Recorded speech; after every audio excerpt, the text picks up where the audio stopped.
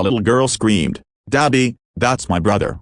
The millionaire froze and collapsed in tears. A broken bar. The rain was hitting the windshield hard when the video opens, and before the viewers can blink, a little girl's voice cuts through the storm. "Daddy, broken bar, that's my brother." Her father, a powerful millionaire known for never breaking down, slammed the brakes so violently that the car skidded. And in that single second, everything he had buried for 6 long years came rushing back. If you're watching this, stay with the story till the end, because what happens next can change the way you see family, forgiveness, and fate. And if the story touches your heart even a little, don't forget to like this video and subscribe for more real-life inspired stories like this one.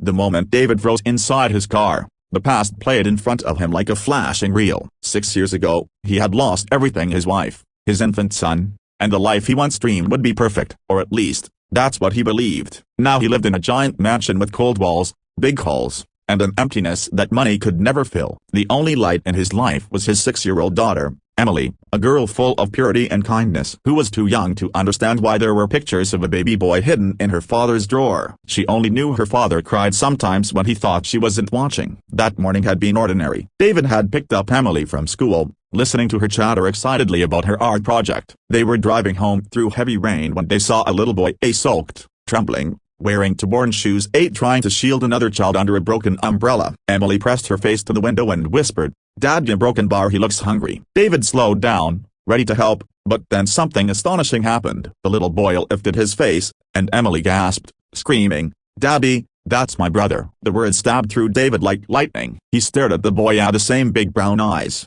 the same dimpled china broken bar resemblance, too real, too sharp. His hands shook uncontrollably. It couldn't be. His son had died. He had mourned him. He had accepted the pain, or tried to. David jumped out of the car in the pouring rain. "Hey, boy, stop." But the child grabbed the younger one he was protecting and tried to run. Fear was painted all over his thin, pale face. David caught up, kneeling in front of him, tears mixing with rain. "What's your name?" The boy hesitated. "Emma Broken Bar." The name crushed David's heart. Emma Broken Bar, the name he himself had chosen for his lost son. David couldn't breathe. His vision blurred. The millionaire, a man known for his power, collapsed to his knees in the street, crying like the broken father he truly was. Emily came running, hugging the trembling boy. "I knew it. Daddy, broken bar, he looks just like me." But the boy pulled away. "I'm not your brother. I'm nobody. Please let us go." The little one beside him, a child barely 3, clung to his hand. "Don't cry. Emma Broken Bar, I'm scared." David's heart tightened. "Who is he?"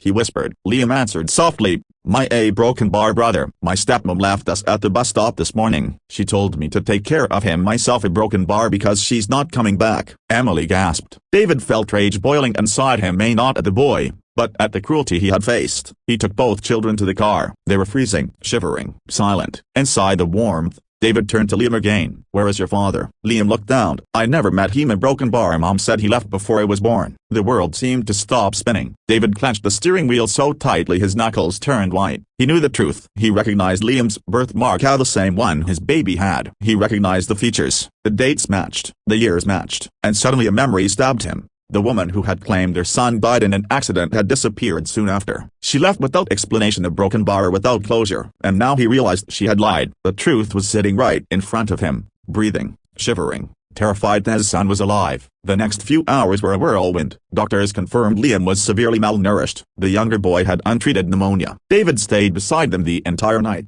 holding their hands, whispering apologies he didn't know how to speak out loud. Emily wouldn't leave the room either. "Daddy, please don't let anyone take them," she whispered. Their family. But the truth wasn't simple. There needed to be legal steps, DNA tests, investigations. David braced himself, but deep inside, he knew. He felt it. After years of grief, the missing piece of his soul was sitting right there, sleeping peacefully at last. Liam woke up in the middle of the night. He stared at David with fear. "Are you a broken bar going to send us back?" he asked. David swallowed hard. Never.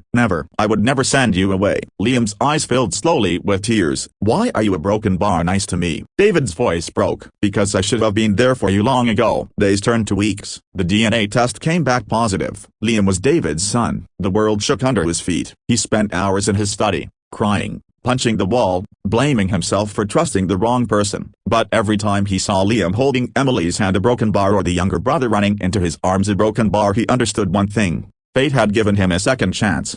Slowly, the walls of his mansion filled with laughter again. The children played together. Liam learned how to smile. Emily would brag, "I have 2 brothers now." The little one followed David everywhere, calling him daddy, even before understanding who he truly was. But the story didn't end there. One evening, David sat beside Liam in the garden. The sunset painted the sky gold. "Liam," he said softly, "I want you to know something. You were never abandoned. You were stolen from me. But now that I found you, I swear I'll protect you for the rest of my life."